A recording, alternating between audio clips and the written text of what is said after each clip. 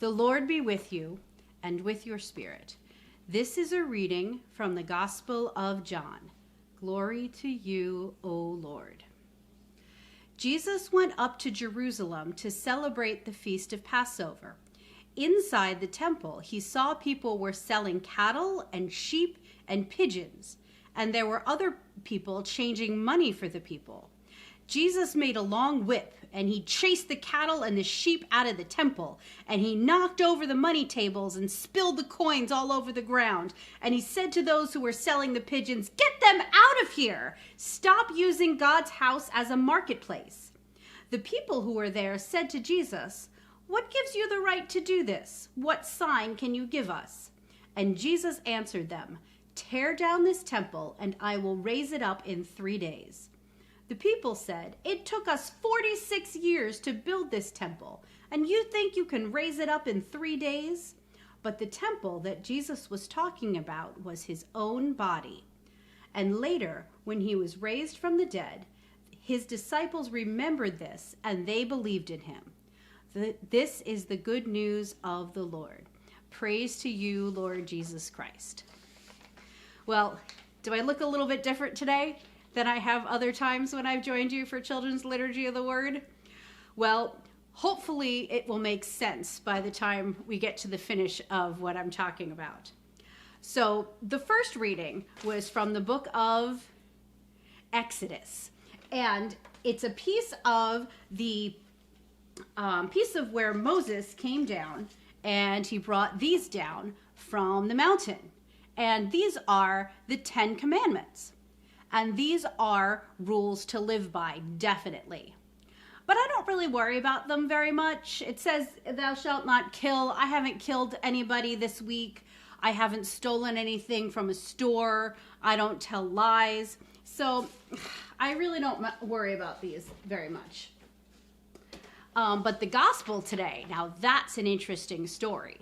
Jesus came into the temple and he saw people selling sheep and cows, and it made me think, what if when we go back to St. Charles, what if we walk into that gathering space, and instead of it being kind of a space that's quiet and transitioning from outside to inside the church, what if we walked in and it looked like a farmer's market or a garage sale?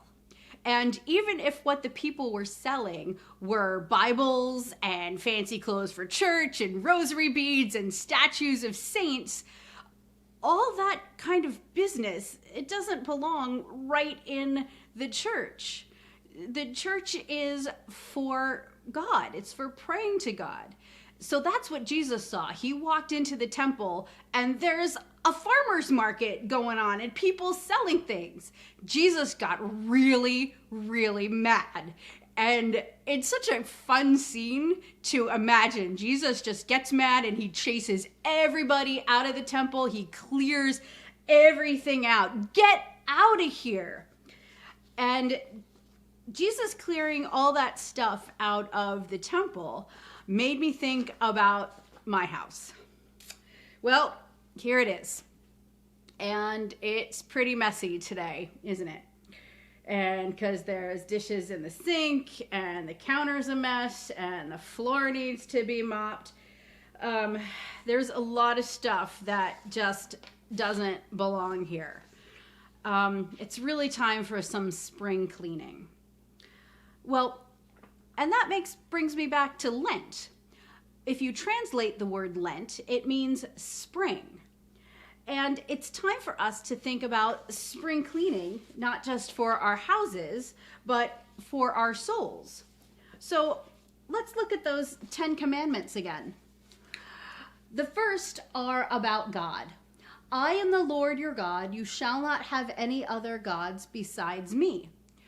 So I have to think about that. Am I putting things before God? Am I making praying and spending time with God every day a priority in my life? What are the most important things? And then do not take the name of the Lord in vain. That means I have to watch out. Oh my God, this is bad, this is good. Oh my God, what a surprise. I really have to think about not using God's name that way.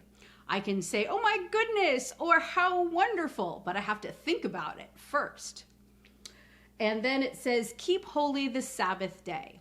So even during this pandemic, we keep the Sabbath day, we keep Sunday holy by joining me for children's liturgy or watching the live stream of Mass on TV every weekend. So we're still keeping holy the Sabbath day, even during the pandemic. So the next one, honor your father and your mother. I'm just going to let you think about that one. Have you been honoring your father and your mother this week? And then, you shall not kill. Well, I haven't killed anybody, but have I used a lot of mean words? Are the things I say hurtful to somebody's spirit? Did I lose my temper and punch somebody?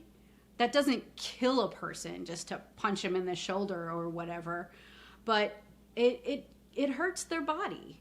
So think about this week. What do your words do to other people? You shall not steal.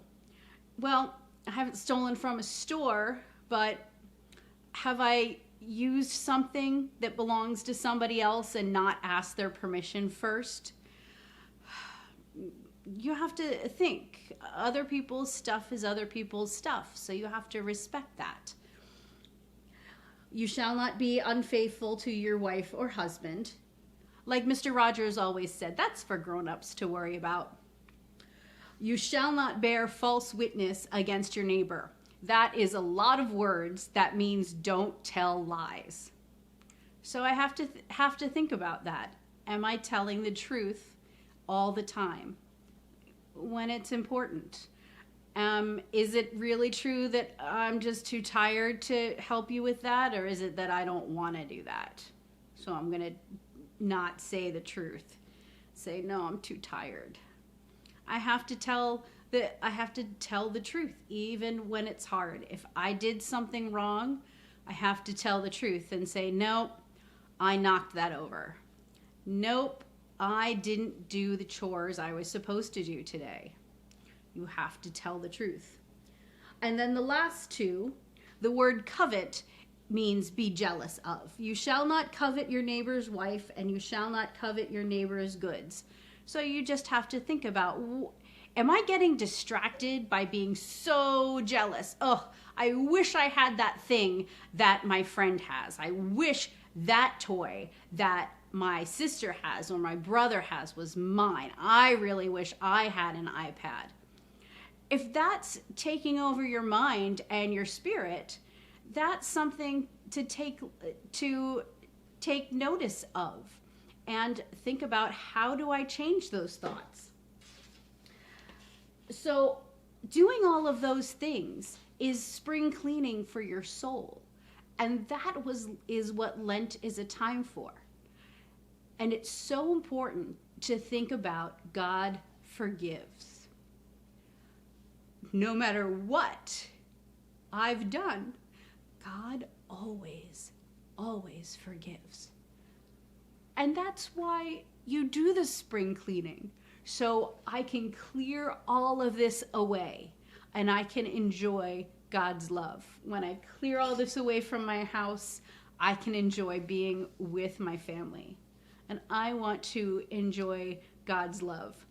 So I think I am going to clear up my house and take that time to think about clearing up my soul.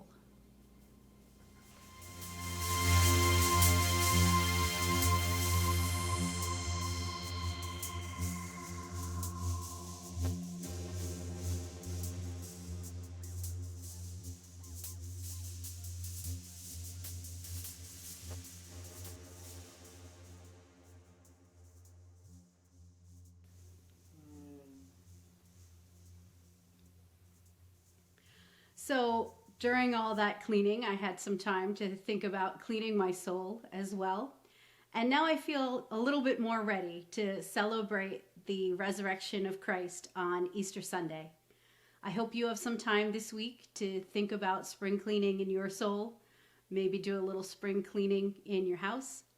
And I wish you peace. And until we meet again, have a great one.